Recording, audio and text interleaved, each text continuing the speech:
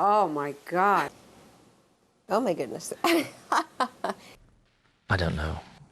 The most successful form of economic organization. The capitalism is. Thank you. That's. Okay, that's fine. 자본주의. 솔직히 말만 들어도 어렵습니다. 하지만 자본주의가 뭔지도 모르고 어떻게 자본주의 시대를 살겠습니까? 우리는 자본주의에 대해 제대로 알기 위해 세계적인 석학들을 만났습니다.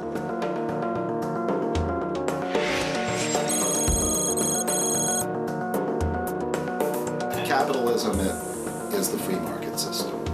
Finance is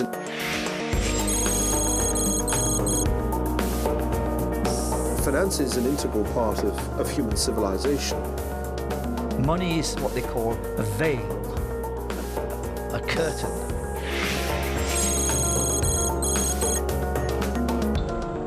You must pull away to look at the real workings of the economy. So basically money in modern economies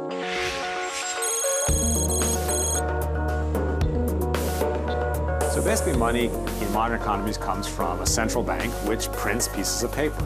The central bank.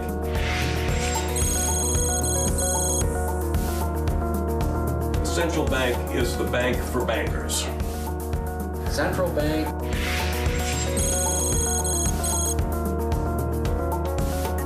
Central bank is a financial institution that works to stabilize an economy financially and alleviate depressions. So what they're doing,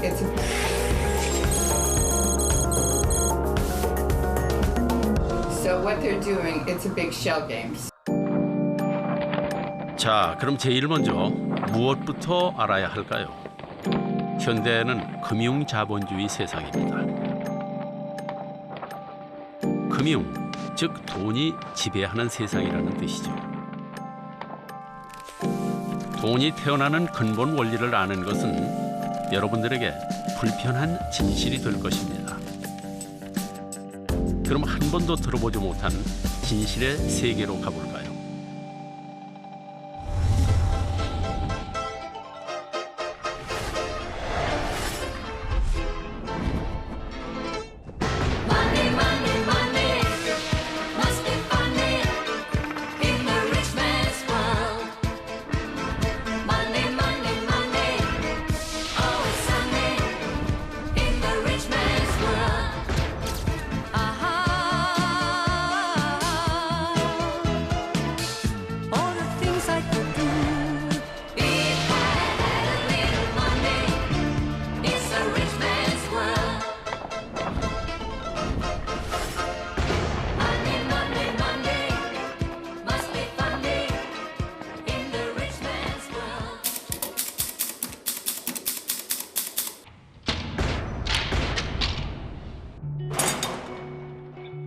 자본주의 세상에서 돈 없이는 한순간도 살 수 없습니다.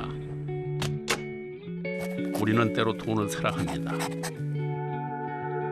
돈을 사랑하는 것이 비난받을 일일까요?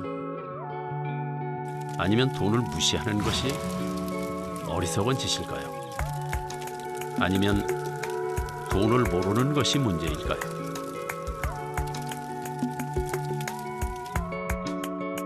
금융 자본주의 시스템은 우리나라에서 만든 시스템이 아닙니다. 영국에서 시작돼서 미국에서 발전된 시스템입니다.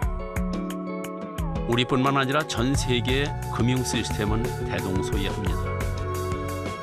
우리는 오늘 때로는 미국이나 영국 얘기를, 때로는 한국 이야기를 할 것입니다.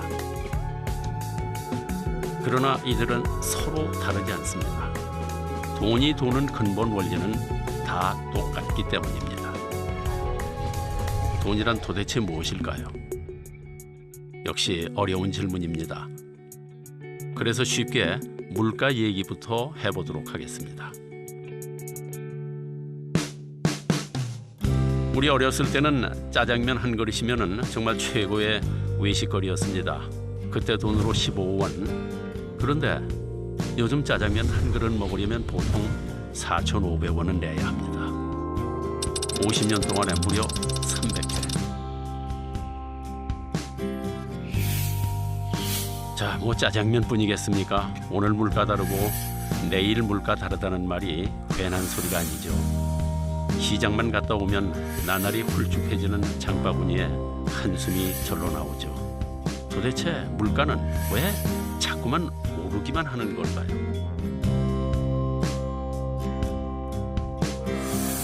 물론 가격에 대해 학교에서 배우긴 했습니다. 바로 수요 공급 법칙. 수요 곡선과 공급 곡선이 만나는 곳이 가격을 결정한다는 거죠. 그러니 가격이 오르는 것은 공급이 부족하거나 수요가 늘어나기 때문이라는 뜻. 맞는 말입니다. 근데 물가가 오르는 것이 정말 그 이유뿐일까요? 1억짜리 아파트 가격이 1년도 채 안 돼서 2억이 되는 것도 공급이 부족하거나 갑자기 수요가 늘어서일까요? 혹시 물가가 오르는 데는 수요와 공급의 법칙 말고 또 다른 이유가 있는 건 혹시 아닐까요? 그렇습니다. 물가가 계속 오를 수밖에 없었던 또 다른 이유가 있습니다. 바로 돈의 양이 많아졌기 때문입니다. 시중에 돌아다니는 돈, 즉 통화량이 많아졌다는 뜻입니다. 돈의 양이 많아지다니 무슨 황당한 소리냐고요. 이제부터 잘 보십시오. 지난 50년간 어떻게 돈의 양이 늘어났는지, 왜 물가는 오르기만 했는지 확실히 보여드리겠습니다. 돈의 최고의 가치를 갖는 금융자본주의 사회에서 어떻게 돈이 돌고 도는지 분명하게 가르쳐드리겠습니다. 시도 때도 없이 신문에 오르내리는 양적 완화, 통화 팽창, 뭐 이런 말들이 무슨 뜻인지 이젠 아시게 될 겁니다. 이제부터 여러분은 금융자본주의라는 숲을 보시게 될 겁니다. 자, 그럼 돈이 어디에서 나오는지, 어떻게 돌고 도는지부터 알아볼까요?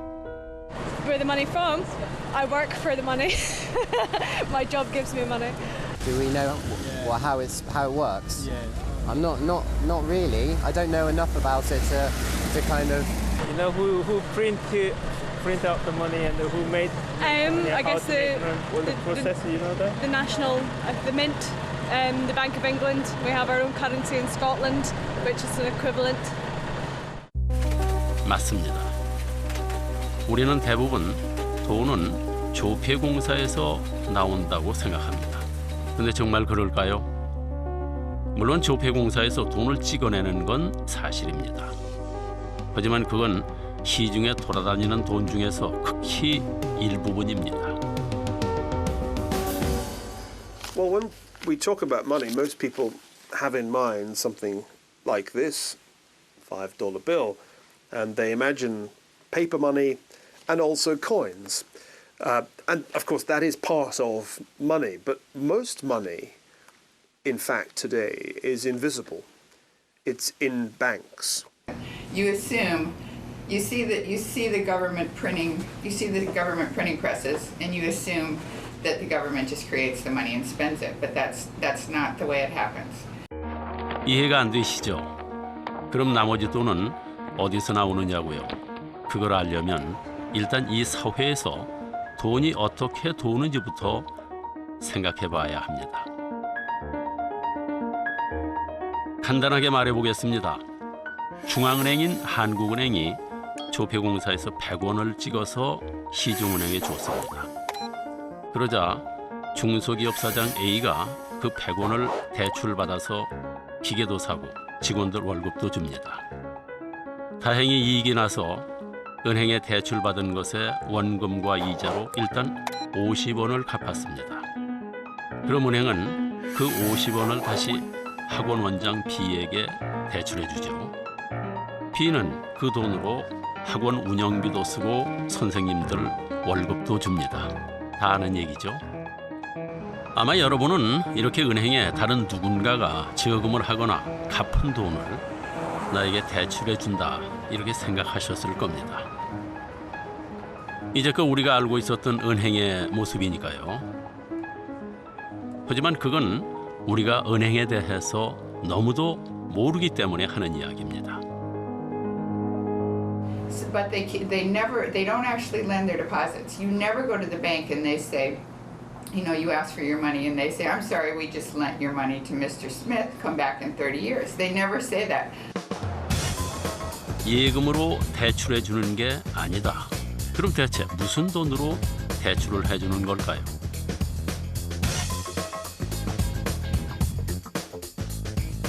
생각해 보십시오. 만약 방금 얘기했던 것처럼 돈이 돈다면 시중에 있는 돈은 딱 100원뿐입니다. 말도 안 됩니다. 조금 전에 분명히 조폐공사에서 찍은 돈보다 훨씬 더 많은 돈이 시중에 돌아다닌다 이렇게 말씀을 드렸죠. 시중에 있는 돈은 당연히 100원보다 훨씬 많습니다. 그럼 어떻게 찍어내지도 않은 돈이 돌아다닐 수 있는 걸까요? 내가 100원을 벌어서 그대로 금고에 넣어두면 돈은 계속 100원뿐입니다. 은행도 마찬가지죠. 내가 예금한 100원을 그대로 두면 돈은 계속 100원뿐입니다. 그런데 은행은 이걸 그냥 넣어두지 않습니다. 은행은 그중에서 10원만 남겨두면 나머지 90원을 대출해 줄 수 있습니다. 그걸 A가 대출했습니다. 근데 이상하지 않습니까? 내 통장에는 분명히 100원이 찍혀 있는데 A가 대출한 금액은 90원. 이제 나와 A 두 사람이 마음대로 꺼내 쓸 수 있는 돈은 190원이 됐습니다. 100원이 어떻게 190원이 된 걸까요? 알쏭달쏭하죠? 수학방 정식에 집어넣어봐도 전혀 맞지 않는 계산입니다. 뭐 듣고 보니 궁금하지 않으십니까? 어떻게 갑자기 90원이 생겼을까요? 그리고 왜 은행은 100원을 다 대출해주지 않고 10원을 남겼을까요? 약속 때문입니다. 정부랑 은행이랑 약속한 겁니다. 100원이 들어오면 은행은 10원을 남기고 나머지 90원은 대출해 주어도 된다고 정부가 허락해 준 것입니다. 그래서 없던 돈 90원이 갑자기 생기게 된 겁니다. 못 믿으시겠다고요? 보세요. 분명히 경제학 교재에도 쓰여 있습니다.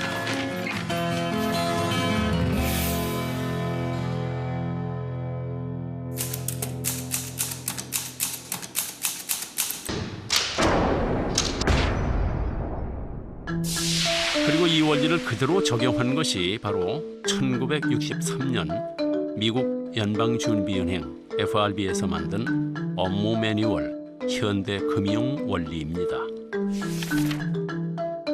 이 문서는 돈의 탄생 원리에 대해서 정확하게 설명하고 있습니다. 그 규정에 따르면 10%를 부분 지급 준비율로 갖고 있게 돼 있습니다. 부분 지급 준비율이란 예금한 고객이 다시 돈을 찾아갈 것에 대비해서 은행이 쌓아두어야 하는 돈의 비율을 말하는 것이죠. 이제부터는 간단히 지급 준비율이라 말씀드리겠습니다. 한마디로 은행은 은행에 들어온 돈 100원 중 10%, 즉 10원만 남겨놓으면 나머지 90원은 대출해 줄 수 있다는 뜻입니다. 어떻게 이런 일이 가능하냐고요? 사실 지급 준비율은 아주 오랜 역사를 가지고 있습니다. In England, it originated with the goldsmiths of the 17th century, who would take people's gold for safekeeping. 캐나다의 유명한 경제학자 찰스 넬슨은 그의 책 거시 경제학에서 이 얘기를 자세하게 다루고 있습니다. 이 이야기는 16세기 영국의 도시들에서 때때로 또는 자주 있었던 일입니다. 이 시대에는 금이 돈이었습니다. 그런데 금은 무거웠죠.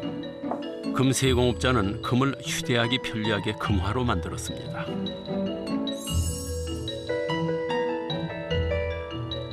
그리고 그걸 보관하기 위해 금고를 마련했죠. 사람들은 자신이 소유한 귀중한 금을 보관하기 위해서 금 세공업자의 금고를 빌렸습니다. 그럼 금 세공업자는 보관증을 써주었죠. 보관증만 가져오면 언제든 금을 내주겠다 하는 뜻입니다. 물론 보관료도 받았습니다. 얼마간의 시간이 지나자 사람들 사이에서는 금화 대신 보관증이 돌아다녔습니다. 금화보다 훨씬 가볍고 언제든 금 세공업자에게 가서 주면 다시 금화로 바꿀 수 있기 때문이었죠. 그것을 본 금 세공업자는 깨달았습니다.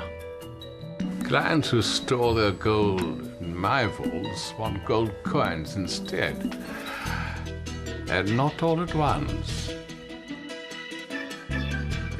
금 세공업자는 재치를 발휘합니다. 사람들이 맡겨둔 금화를 빌려주고 이자를 받기로 하죠. 대출이 잘 갚아지는 한 아무도 눈치챌 수 없을 거라고 생각합니다.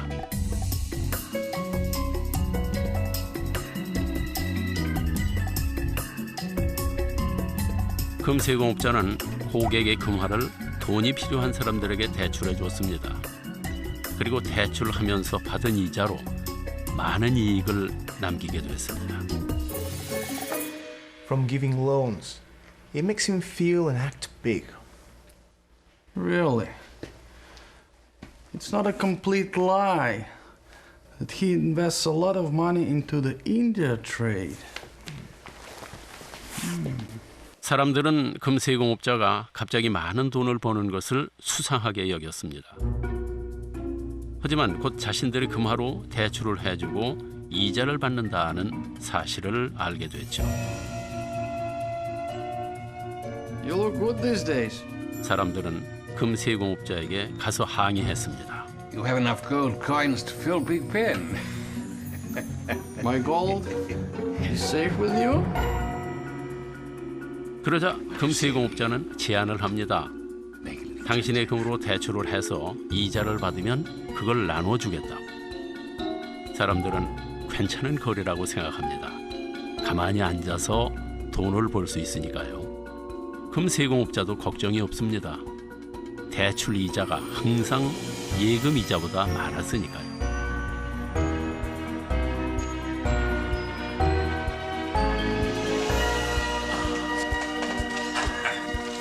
하지만 금 세공업자는 더 욕심이 생겼습니다. 다시 머리를 썼죠. Nobody knows how many gold coins there are in my vault. Not even my lovely wife Jane, my daughter Alice. Who knows if I give loans on the basis of having enough gold coins in my vault. 금 세공업자는 금고에 있지도 않은 금화를 마음대로 빌려주기 시작한 겁니다. 하지만 사람들은 금 세공업자가 없는 돈을 만든다는 사실을 꿈에도 몰랐죠. 어떻게 그걸 상상이나 했겠습니까? Goldsmiths early on discovered that they could issue up to 10 times as many receipts as they had gold, and nobody would be the wiser because people didn't come for their gold more than about 10% of the time. So that's the basis of our 10% reserve requirement even today. 그렇게 있지도 않은 금화에 이자 수입까지 벌어들이다 보니 어느새 금 세공업자는 엄청난 부를 축적한 은행업자로 대변신을 하게 됩니다. 그제야 사람들은 금 세공업자를 의심하기 시작했죠.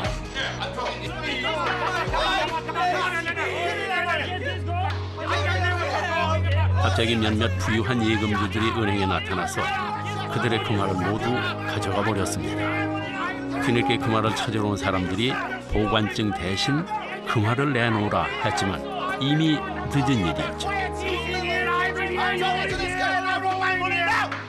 있지도 않은 금화까지 빌려주었으니까요.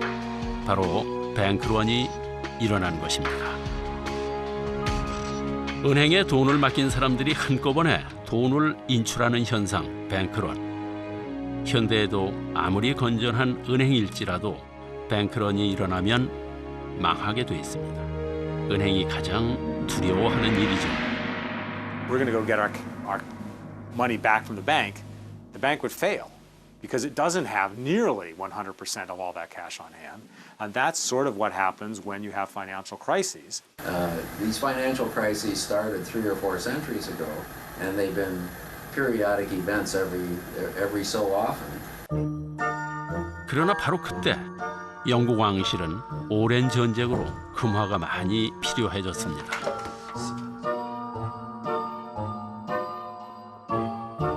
I have a proposal for you.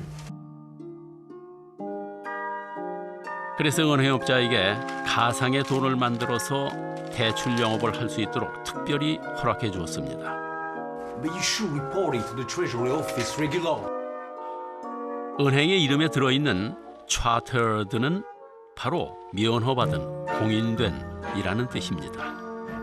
약 300년 전쯤의 일입니다. 당시 영국 왕실은 금 보유량의 약 3배까지 대출할 수 있도록 허가해 주었습니다.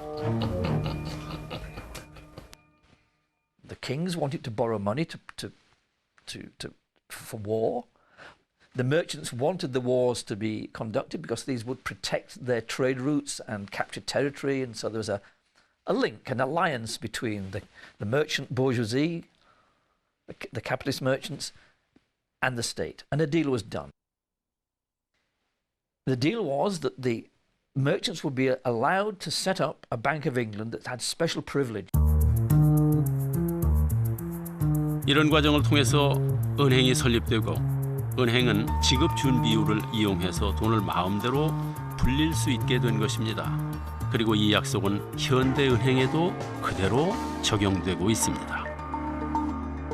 But in fact, a large fraction of the amount that's been deposited at most banks is not in the bank at any one point in time. It's been loaned out. Their ratio of what they keep on hand, their reserve ratio, typically something like 10%.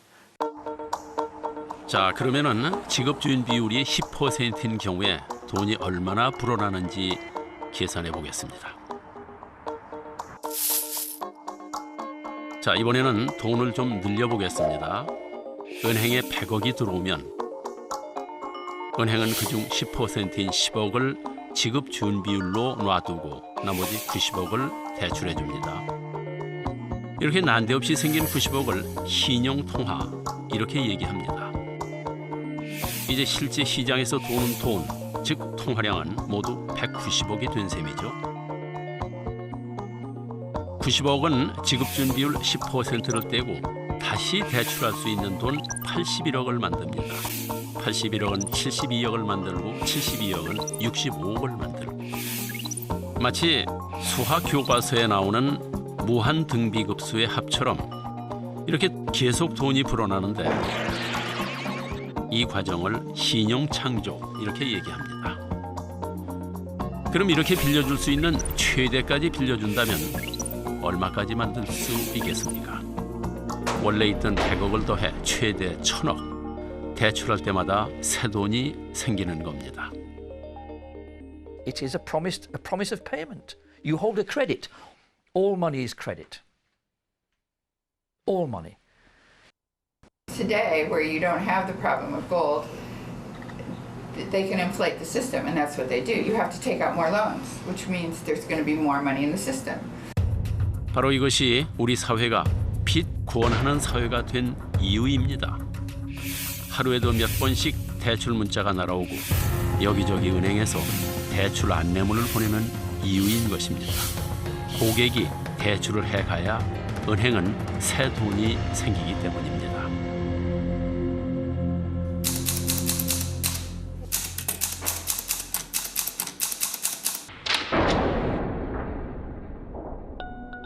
지급 준비율이 적을수록 은행은 더 적은 돈만 남기면 됩니다.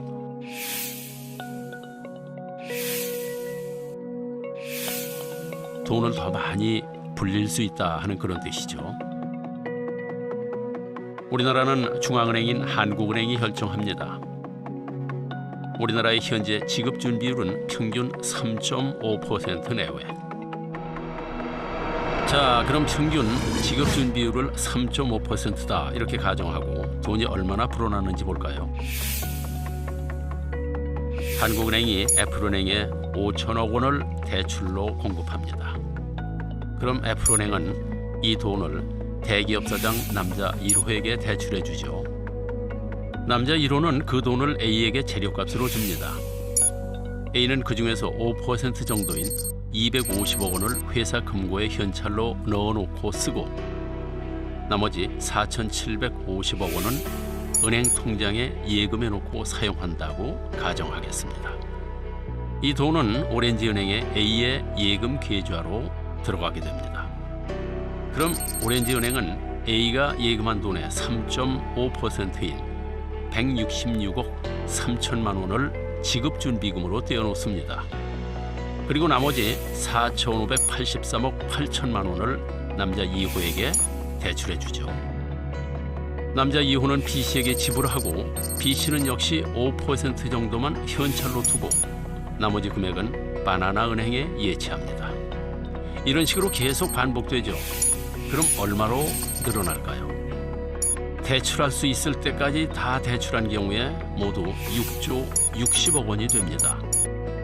5천억이 6조 60억이 되다니 신기할 따름이죠.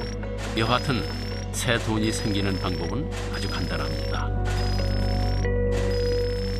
The basic unit of account in a financial system, the money, is mostly just invisible and exists only as entries on a computer screen. So what they're doing, it's a big shell game. So basically what they're saying, we don't necessarily have the money, but when you come for it, we'll get the money. We'll get it real quick. So they can write you in advance. 새 돈이 만들어지는 과정은 뚜껑을 열 때마다 살짝 더 작은 인형이 나오는 러시아 인형과 같습니다. 돈은 은행에 들어갈 때마다 계속 불어나게 돼 있습니다.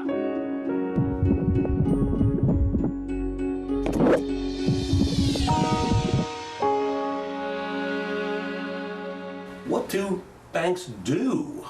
I mean, they play with other people's money. They make money with other people's money.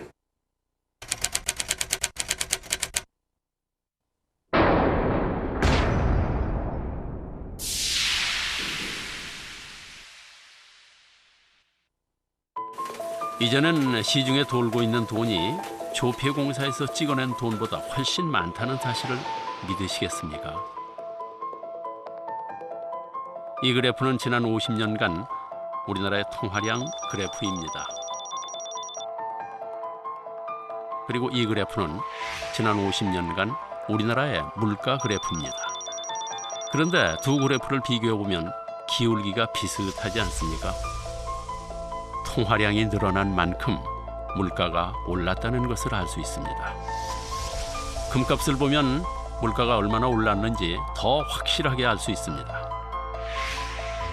1970년 1,000달러를 가지면 금 28온스를 살 수 있었습니다.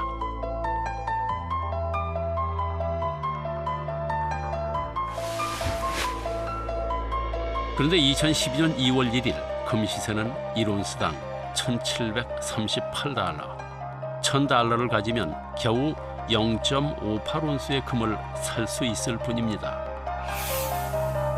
가격이 무려 48배나 올랐습니다. 물가가 계속 오르는 가장 큰 이유는 돈이 많아졌기 때문입니다. 돈이 많아지면 돈의 가치가 떨어지는 건 당연한 일. 그리고 이렇게 통화량이 증가해서 화폐의 가치가 떨어지고 물가가 오르는 현상을 통화팽창, 인플레이션이라고 말합니다.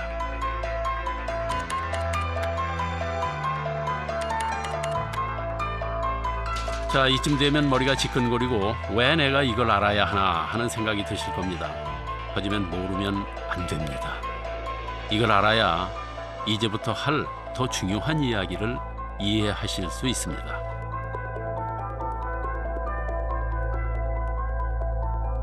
Capitalism. Capitalism. Capitalism. Capitalism. Capitalism. Capitalism. Capitalism. Capitalism. Capitalism. Capitalism. Oh my God. You want me to say something about capitalism?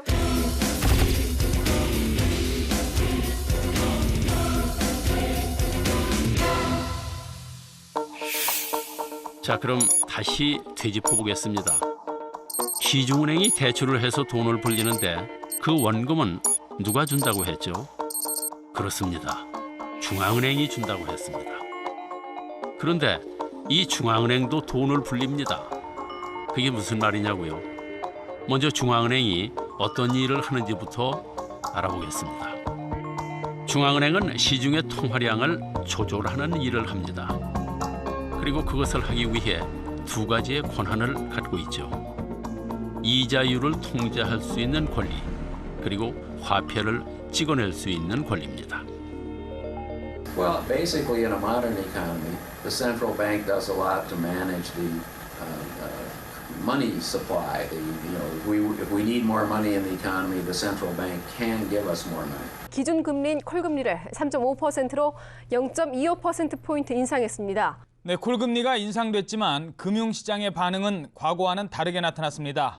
한국은행이 금리를 인상했다거나 동결했다는 뉴스를 자주 보셨을 겁니다. 그럴 때마다 여기저기서 들썩들썩합니다. 대출받을 것을 갚아야 할지 아니면 더 대출을 해야 할지.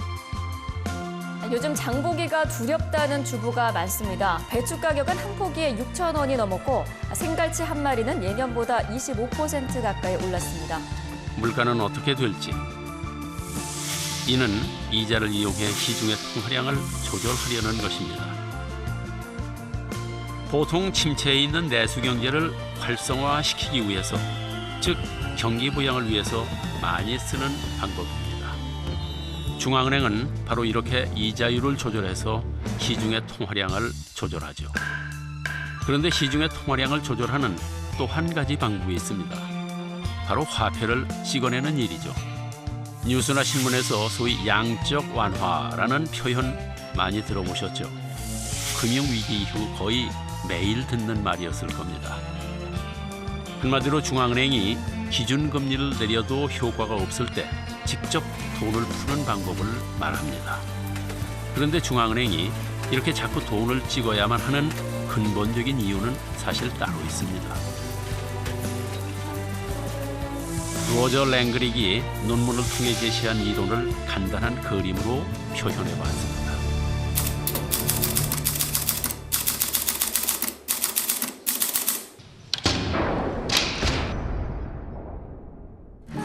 섬이 하나 있습니다. 이 섬은 외부와 전혀 소통하지 않는 단일한 통화 체제를 갖고 있다고 가정해 보겠습니다. 이 섬에는 중앙은행 A와 시민 B, 시민 C 세 사람이 삽니다. 중앙은행 A가 발행한 돈은 딱 10,000원. 이 돈을 시민 B가 연이율 5%로 빌렸습니다. 그러니까 1년 뒤에 이자 500원을 더해 1,500원으로 갚기로 한 것이죠. B는 빌린 10,000원을 주고 C에게서 배를 한 척 삽니다. B는 열심히 고기를 잡아 돈을 봅니다. 자, 그럼 B는 과연 1년 뒤에 1,500원을 갚을 수 있을까요? 답은 갚을 수 없다입니다.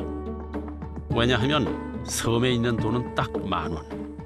이자 500원은 어디에도 없기 때문입니다. 은행 시스템에는 애초에 이자가 없습니다. 그럼 어떻게 할까요? 이자를 갚으려면 방법은 딱 하나. 다시 돈을 찍어낼 수밖에 없습니다. 중앙은행 A가 500원을 더 발행하고 그걸 누군가 대출하는 겁니다. 이제 섬에 있는 돈은 모두 1,500원. 만약 B가 열심히 일해서 섬에 있는 돈을 모조리 벌면 빌린 돈과 이자를 다 갚을 수 있게 되죠. 그런데 가만. 그럼 D가 빌린 500원의 원금과 이자는 또 어떻게 될까요? 또 만들어야 하고 또 누군가 빌려야 합니다. 결론은 이자가 없기 때문에 중앙은행은 계속 돈을 찍어낼 수밖에 없는 것입니다. The only way to get the money to pay the interest on the previous loans is to take out more loans, and that will expand the money supply, which will devalue the value of any particular piece of currency. In other words, because there are more of them, they're going to buy less. You're going to have inflation. Okay, so each dollar bill will be able to buy less goods and services. So when governments print money, you get inflation. 은행이 대출을 통해 돈을 불리는 경우뿐만 아니라 중앙은행이 화폐를 찍어 돈을 불리는 경우에도 인플레이션이 발생합니다. 사실 인플레이션은 누구나 다 좋아합니다. 일단 돈이 많이 도니까 흥청망청 쓸 수 있는 것이죠. 집도 사고 차도 사고 잘 사는 것 같습니다. 아무도 나중에 어떻게 될지는 생각하지 않습니다. 인플레이션이 얼마나 위험한 것인지 잘 모르는 것이죠.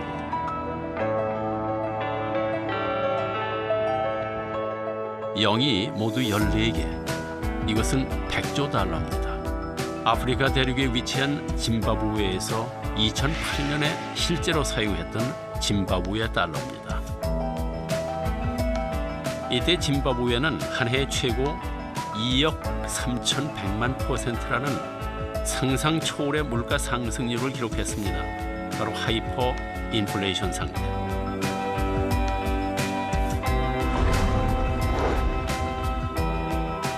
(40여 년을) 통치한 무가베 대통령의 무제한 정책이 바로 그 원인이었습니다. 극심한 실업률을 극복하고 외채를 상환하기 위해 너무나 많은 화폐를 찍어서 국고로 썼기 때문이었습니다. So if you have too much money created in a short period of time, generally you'll have inflation. And so that's the danger. If the Federal Reserve creates too much money, you might have inflation. 지금까지 중앙은행이 왜 돈을 불리는지 그리고 과도한 경우에 어떤 일이 벌어지는지에 대해 알아봤습니다. 그런데 우리의 통화 시스템에는 항상 이자가 없다는 사실은 또 다른 끔찍한 상황을 만듭니다. B는 대출한 돈 10,000원과 이자 500원을 갚기 위해 열심히 일했습니다. 그래서 섬에 있는 1,500원을 다 벌어 빚을 갚았습니다. 그럼 D는 은행에서 빌린 500원을 어떻게 갚을까요? 당연히 못 갚습니다. 파산하게 되는 거죠. 즉, 내가 이자를 갚으려면 누군가의 대출금을 가져와야 합니다. 그래서 현대 금융 시스템에서 빚을 갚는 건 개인한테는 좋은 일이지만 또 다른 문제를 일으킬 수 있습니다. 돈이 적게 돌면 결국 누군가는 이자를 갚을 수 없게 되고 그럼 그 사람은 파산할 수밖에 없기 때문이죠. 그리고 당연히 수입이 적고 빚은 많고 경제 사정이 어두운 사람이 제일 먼저 피해자가 되겠죠.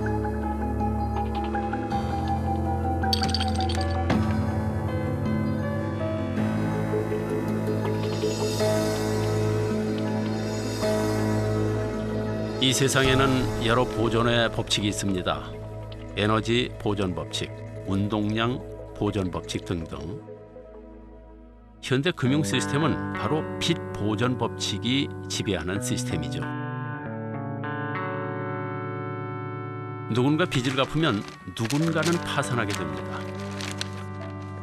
모든 돈이 빚에서부터 시작되기 때문입니다. 그래서 자본주의 사회는 경쟁이 필연적입니다. 이자 시스템이 존재하는 한 다른 이의 돈을 뺏기 위해 경쟁할 수밖에 없게 되어 있습니다. 우리는 저마다 살아남기 위해 싸웁니다. 바로 이것이 우리가 매일 돈 하고 사는 이유죠.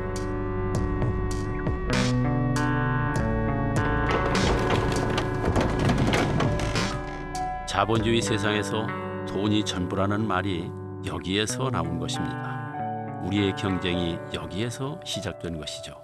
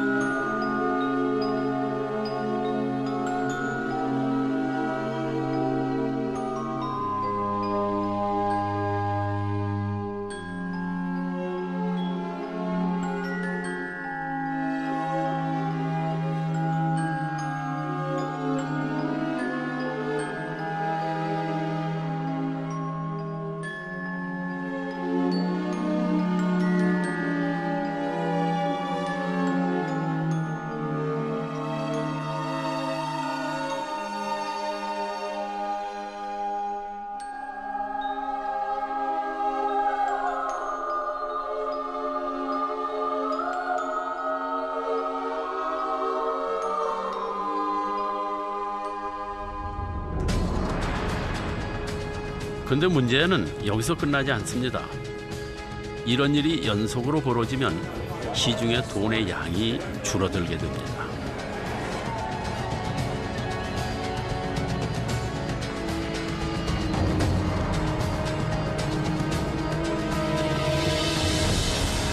돈이 부족하니 돈을 못 갚는 사람들이 더 급격하게 늘어납니다. 대량 부도 사태가 속출하고 파산하게 됩니다. 통화량도 계속 줄어듭니다. 팽창이 멈추는 순간 우리는 순식간에 추락할 수밖에 없습니다. 바로 디플레이션이 시작된 것입니다.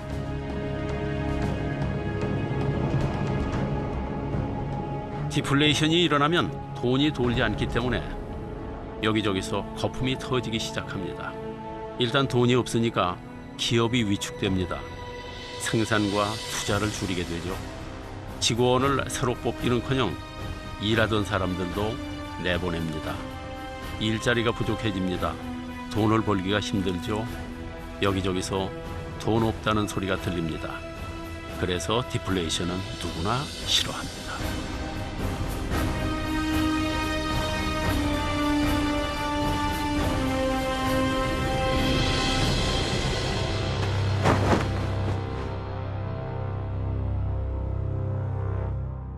I think around the world, credit has collapsed. It's still in a deflationary phase. There's not enough money. You can see that in the EU. All those countries are in debt. Who are they in debt to? It's because there's not enough money to pay off their debts plus interest. 이렇게 인플레이션 후에 디플레이션이 오는 것은 숙명과도 같은 일입니다. 왜냐하면 호황이 진정한 돈이 아닌 빚으로 쌓아 올린 것이기 때문입니다.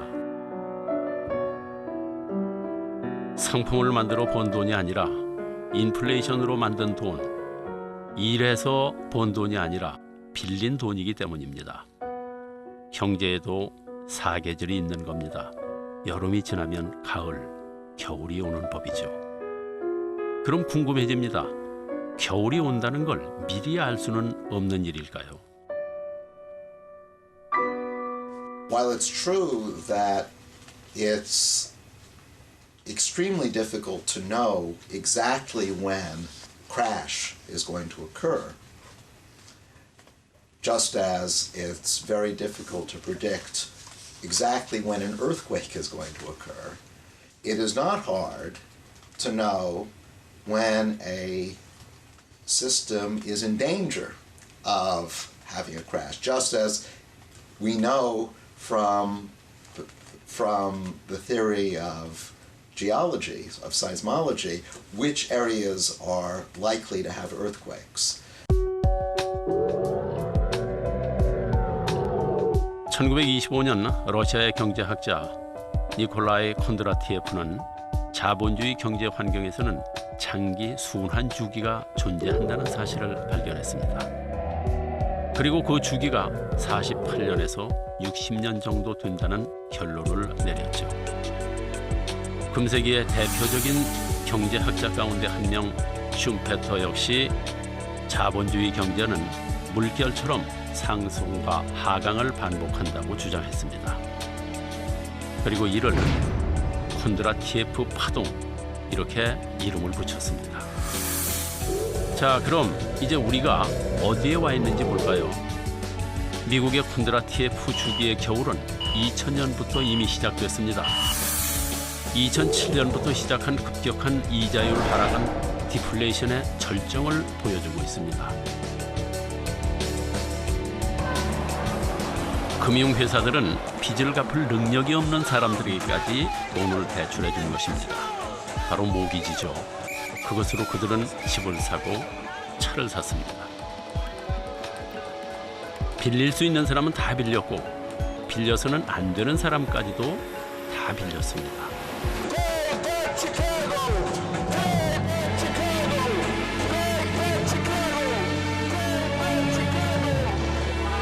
그런데 부동산 가격이 추락하니까 빚을 갚지 못하는 사람들이 속출했습니다. 금융위기가 시작된 것입니다. 우리나라도 상황은 비슷합니다. 우리의 아버지들은 집값은 항상 오르는 것으로 알았습니다. 하지만 그건 콘드라티예프 주기의 여름에 사셨기 때문입니다. 이제 우리는 부동산 가격이 계속 떨어지는 것을 두 눈으로 목격하고 있습니다. 이제 왜 금융위기가 일어났는지, 왜 해결될 기미가 보이지 않는지, 왜 부동산 가격이 좀처럼 오르지 않는지, 왜 젊은 사람들이 취직을 못하는지 아시겠습니까? 갚아도 없어지지 않는 빚. 우리는 결코 갚을 수 없는 부채 사슬에 묶여 있는 것입니다. 그리고 위기의 희생자는 언제나 힘없는 우리들 중에 누구입니다. It's not a democratic system. It's a private banking system. For bankers, by bankers, for bankers.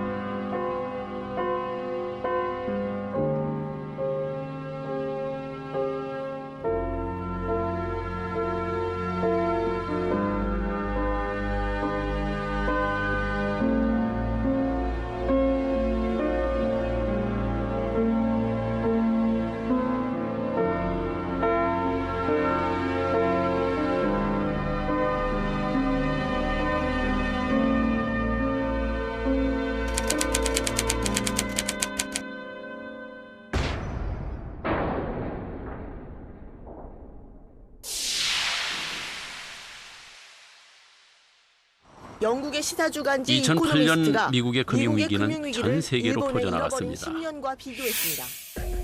뉴스와 신문은 연일 미국의 FRB가 무엇을 했는지, 미국의 경제 상황이 어떤지, 그래서 우리나라의 전망은 어떤지를 분석하는 기사를 쏟아냈습니다. 하지만 전 세계는 아직도 불황의 터널에 있습니다. 물론 우리나라도 마찬가지입니다. 그런데 왜 이렇게 미국 하느냐고 생각하시는 분들도 계실 겁니다. 미국이 뭘 하든 어찌 됐든 내 지갑 속의 돈과 무슨 상관인가 하실 겁니다. 생각해 보십시오. 우리나라는 자원이 거의 없습니다. 석유도 철광석도 나무도 거의 다 수입하죠. 그런데 그런 걸 사려면 달러가 필요합니다. 세계의 수많은 돈 중에서 가장 의미 있는 돈은 달러뿐입니다. 달러가 기축통화이기 때문이죠. 자, 그럼 달러는 어떻게 세계 기축통화가 됐을까요?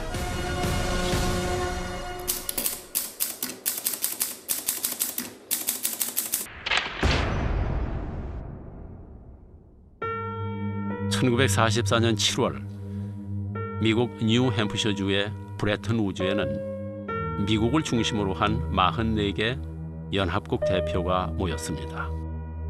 그들은 외환 금융시장을 안정시키고 무역을 활성화한다 하는 그런 목적으로 브레튼 우즈 협정을 맺었습니다. $35를 내면 금 1온스를 내주겠다고, 각국의 통화를 달러에 고정시킨 것입니다. 미국의 달러가 세계 기축 통화가 되는 순간이었습니다.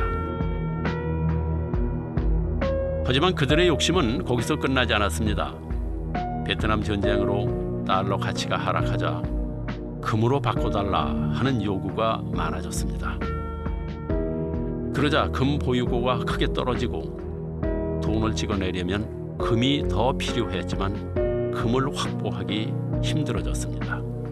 그러자 다른 나라들이 달러 가치를 의심하기 시작했습니다.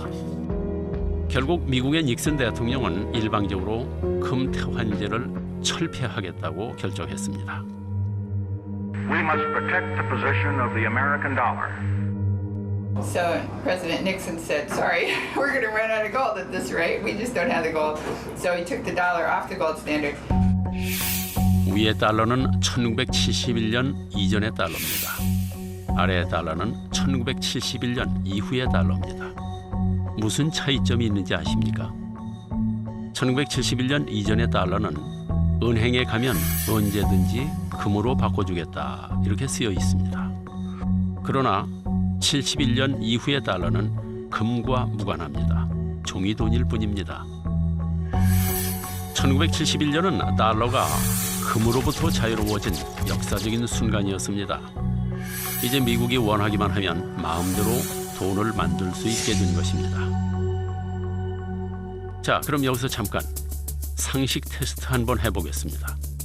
달러는 누가 찍어낼까요? 1번 미국 정부, 2번 민간은행. 답은 뭐겠습니까? 2번 민간은행입니다. 달러는 미국 연방준비은행, 즉 Federal Reserve Bank, 흔히 FRB라 이렇게 부르죠. 바로 이 FRB에서 찍어냅니다. 우리나라의 한국은행과 같은 중앙은행이죠. 그런데 좀 다릅니다. 한국은행은 정부기관입니다. 하지만 FRB의 Federal이 정말 연방정부의 라는 뜻일까요?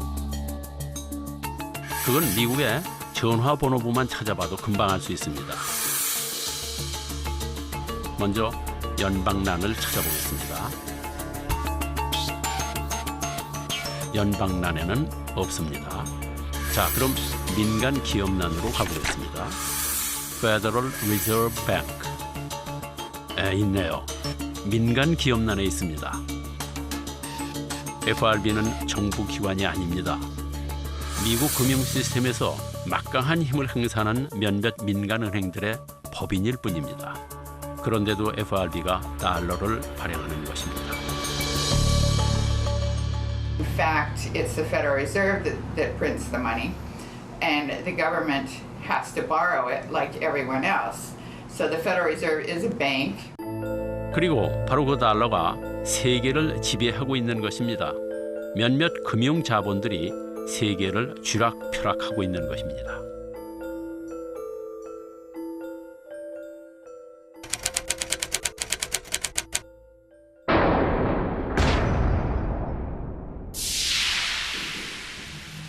There's an old saying that the United States sneezes, the rest of the world catches cold. Well, people have been talking about becoming less dependent on the United States, so finding a new reserve currency, for instance. Well, that's all very fine, but there's no other country big enough, economically big enough, for its currency to serve as the reserve currency. I mean, basically the world is stuck with the United States, whether it likes it or not, for the foreseeable future. 결국 전 세계는 미국 금융에 운명을 맡기고 있습니다. 미국 하는 것이 마음에 안 들어도 어쩔 수 없는 일입니다. 그래서 돈의 흐름을 알려면 미국의 정책을 알아야 합니다. 이것이 바로 나의 지갑이 세계 경제와 그리고 미국 경제와 연결돼 있는 이유입니다.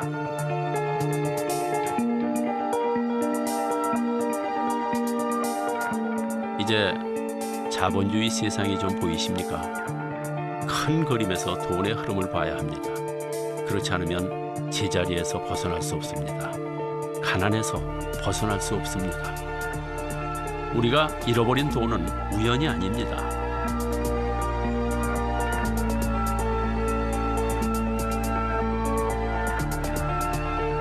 시작부터 잘못된 통화 정책과 탐욕스러운 금융 자본의 그 첫 번째 책임이 있습니다. 물론 빚으로 만든 돈을 흥청망청 쓴 우리의 잘못도 큽니다. 하지만 확실한 건 돈이 돌아가는 원리를 모르면 희생자가 될 수밖에 없다는 사실입니다. 돈을 최고의 가치로 여기는 금융자본주의 세상에서 빚은 돈입니다. 돈은 빚입니다. 이자가 없는 세상에서 우리는 언제 의자를 뺏길지 모릅니다. 그래서 우리는 돈의 노예, 빚의 노예일 수밖에 없는 것입니다. 나무가 아닌 숲을 보는 안목이 필요합니다.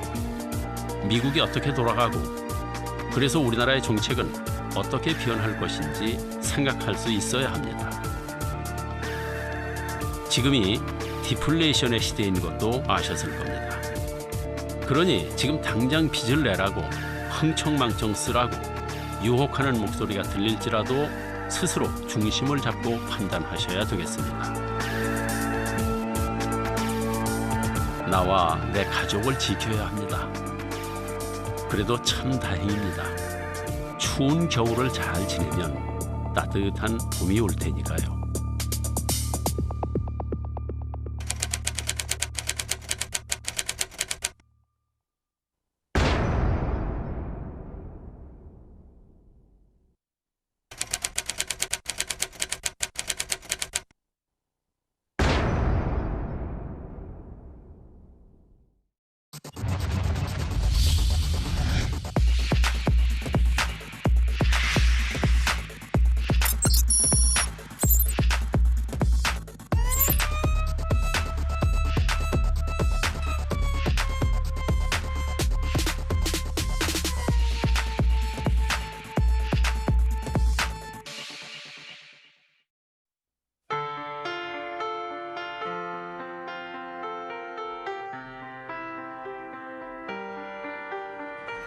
I let it fall.